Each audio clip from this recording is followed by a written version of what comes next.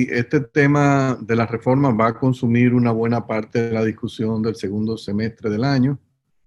Es importante que el gobierno avance en la definición de más o menos de lo que quiere hacer, ver cómo la va a concertar. Tiene que saber que en los procesos de concertación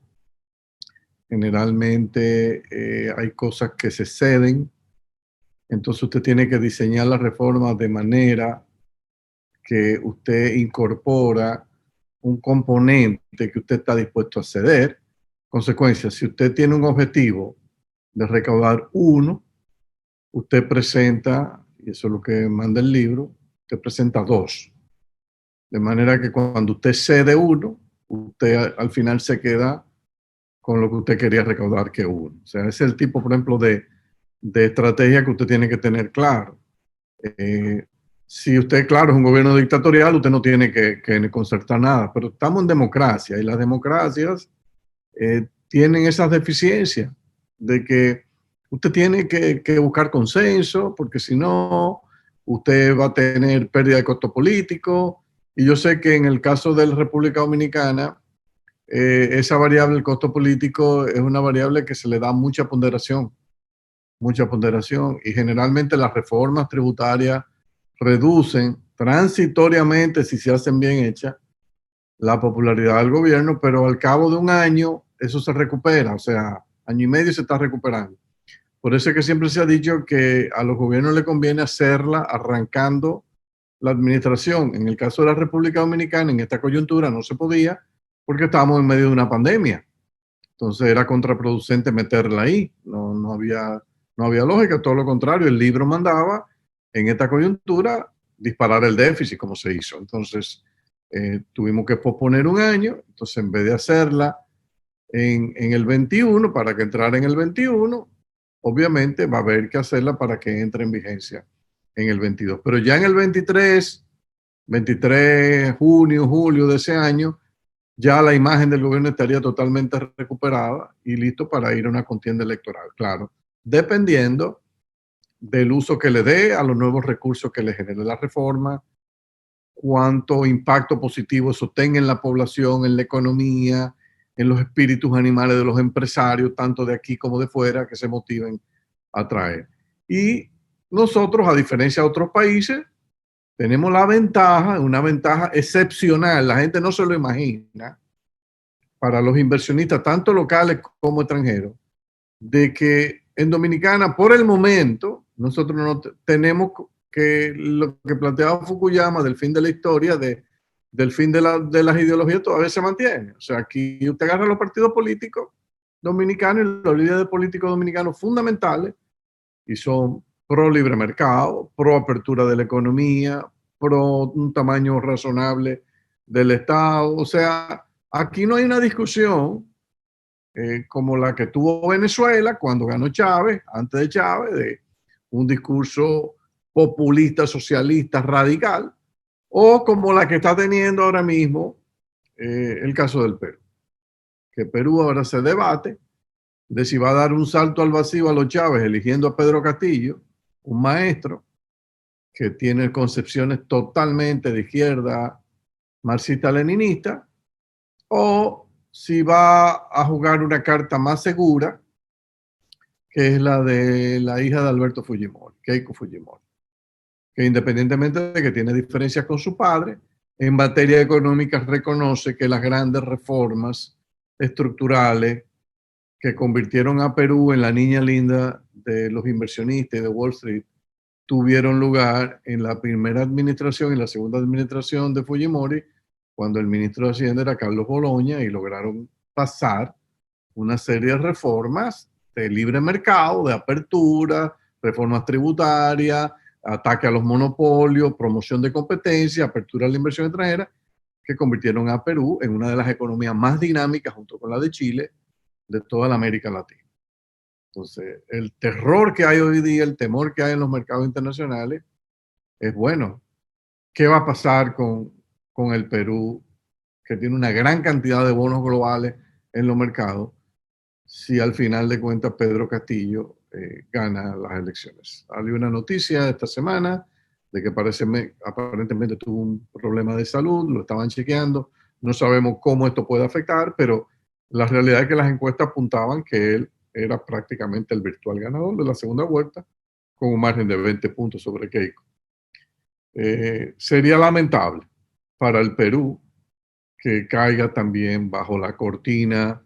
de ese socialismo del siglo XXI, que es descuartizante de los procesos de creación de riqueza y de crecimiento económico,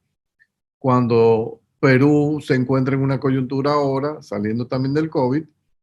de prepararse para retomar la ruta del crecimiento. Sería una derrota también para América Latina, porque en la medida en que estas ideas van prosperando, ahí está el caso del desastre de Brasil, un mal manejo, de un populismo de derecha, de Bolsonaro, está allanando el camino y habilitando el camino al regreso de Lula, posiblemente, no con el socialismo del siglo XXI como que se le conoce, porque Lula, independientemente de que tuvo programas sociales muy agresivos, tuvo un manejo de la economía relativamente razonable, pro apertura, pro libre mercado, y la economía brasileña exhibió buenos indicadores. Entonces, pero el hecho de que la izquierda esté retomando capacidad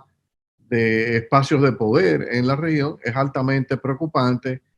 y nosotros deberíamos hasta cierto punto dar gracias a Dios de que República Dominicana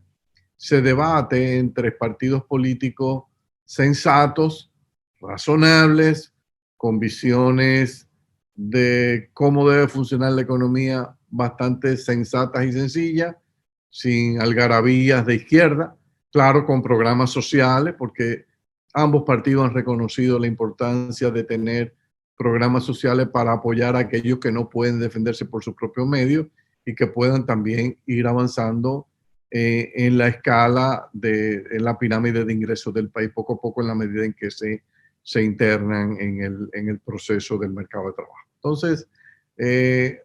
hasta cierto punto, las lecciones están ahí. No deberíamos desaprovechar la oportunidad de que República Dominicana pueda darse un acuerdo nacional este año que cree las condiciones, para que nosotros podamos seguir creciendo en el año 2022-23 con posibilidades de mejorar la equidad distributiva a través del gasto público, no necesariamente a través del sistema tributario. Yo sé que hay mucha gente en el país y fuera de aquí que entienden que eso hay que hacerlo a través de la tributación, subiendo el impuesto sobre la renta a las personas físicas, a las corporaciones. Eso es el camino más seguro para no recaudar nada. Usted lo puede hacer, pero el que conoce lo que ha sido la historia de la DGI en el país y de la capacidad administrativa de la DGI de revisar y dar inspección a 260,000 estados financieros de empresas o de X número de declaraciones juradas de profesionales, yo pienso que el que conoce eso se da cuenta de que ese no es el camino y que el camino es por el lado de la sencillez, de tasas sencillas, tasas relativamente bajas, pero que sean cobrables, con mecanismos que usted no tenga que estar inventando y ver si la empresa ganó o perdió, porque eso no lo lleva a nada. Ese pleito usted no lo va a ganar, se va a pasar años discutiendo. Entonces yo pienso que en la medida en que podamos divulgar informaciones y podamos diseñar sistemas sencillos, nosotros podemos seguir creciendo con equidad mejorada por el gasto, sin caer en esta difícil coyuntura que están enfrentando algunos países de la región, donde gallo locos, porque no tienen otra palabra, gallo locos de izquierda, reciben el voto del pueblo, de un pueblo relativamente ignorante, que no sabe que está eligiendo a alguien que lo va a ayudar a empobrecerse más todavía. Y viene un retroceso, hasta que después viene de nuevo el ciclo y viene un gobierno de mano fuerte, de derecha, para tratar de reconstruir todo el terreno perdido. Miren el caso de Venezuela. Venezuela está hundida en una crisis sin precedentes. es verdaderamente insólito. Bueno, gracias a ese socialismo del siglo XXI y las estupideces de Nicolás Maduro. O sea, definitivamente el sufrimiento que ha pagado el pueblo dominicano, el pueblo venezolano, con ese socialismo del siglo XXI, nosotros no se lo deseamos a ningún país de la región, mucho menos eventualmente a un país como República Dominicana. Andy, y analizar América Latina es a veces como un roller coaster, ¿verdad? O sea, a veces entramos en etapas donde somos una región pujante de crecimiento, de cambio, y de repente caemos en esos vacíos que quitan esperanza, etcétera. Entonces, por ejemplo, que hablábamos del caso colombiano, Colombia debe ser uno de los países más desiguales del mundo completo, que está categorizado como uno de los países más desiguales. Perú, que acabas de hablar, una economía que venía con junto con Dominicana, y yo apostaría que en una época mucho más que Dominicana, Perú comenzó el tránsito, como tú bien dices, con el presidente Fujimori, con las reformas, con los cambios, con las reformas de mercado que hicieron en Perú. O sea, fueron y atacaron esos temas de mercado y se vio en un Perú creciendo fuertemente, mejorando sus indicadores externos. Increíble. En el 2014, 15, comienza obviamente, porque las reformas necesitan, como todo en la vida, ¿verdad? Necesitan reinventarse para que vuelvan a dar otro boom. 2014, 2020, quizás fue más lento, pero un buen crecimiento. Y pensar ahora en un Perú, una economía que era como la chilena en su tiempo, era un benchmark, entrar en este proceso, el impacto que eso tiene a nivel de América Latina es terrible, porque no lo veamos nada más para el Perú, lo tenemos que ver para América Latina. Y eso, en países como los nuestros, para no entrar al detalle del Perú, porque ya se nos está terminando el tiempo, en países como los nuestros, entonces implica que nuestras autoridades tienen que ser ahora todavía más proactivas, mostrar el lado claro del proceso, mostrar el lado contrario y los beneficios que trae ese lado contrario. Y sin lugar a duda, Andy, claramente va a requerir que las finanzas públicas se fortalezcan para seguir trabajando los temas de equidad, porque también Perú ha ido deteriorando estos temas de equidad y ahí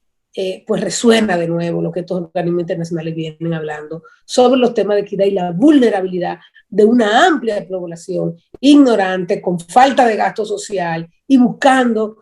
salidas por todos los lados. Se nos acabó lamentablemente el tiempo, nos veremos la próxima semana en otro diálogo. Muchas gracias por acompañarnos.